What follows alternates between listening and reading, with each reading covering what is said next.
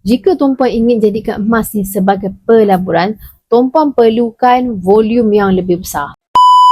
Bagi golongan yang berminat untuk menjadikan emas sebagai pelaburan berbanding simpanan, tuan-puan boleh dapatkan gold bar 250 gram ni ataupun 1 kilo ni.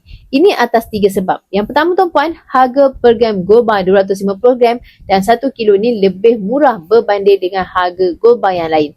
Kedua tuan-puan, kos gold premium per gram lebih murah. Dan ketiga, spread value untuk dua item ini adalah 6% saja, yang merupakan spread value yang terendah untuk emas public gold. Lebih rendah spread value, lebih cepat tuan-puan dapatkan keuntungan. Mari kita lihat keuntungan 1 kilo ini dalam masa 8 bulan.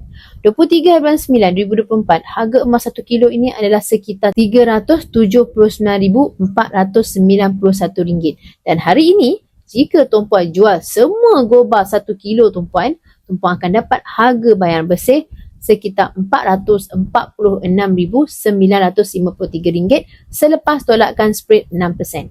Dalam masa 8 bulan, emas 1 kilo ni telah memberikan tuan-puan keuntungan sebanyak RM62,462 atau sebanyak 17.78%. Jadi, bagi sesiapa yang ingin memaksimumkan keuntungan dalam simpanan emas, tuan-puan boleh dapatkan dua item ni, 250 gram dan 1 kilo. Semoga perkongsian saya ini bermanfaat untuk tuan-puan. Bagi yang berminat untuk memaksimumkan keuntungan dalam simpanan emas bersama Public Gold, tuan-puan boleh rujuk video yang telah saya pinkan untuk 5 langkah daftar akaun Public Gold, dan saya akan bimbing tuan-puan dalam cara dan langkah-langkah simpanan emas yang terbaik untuk tuan-puan.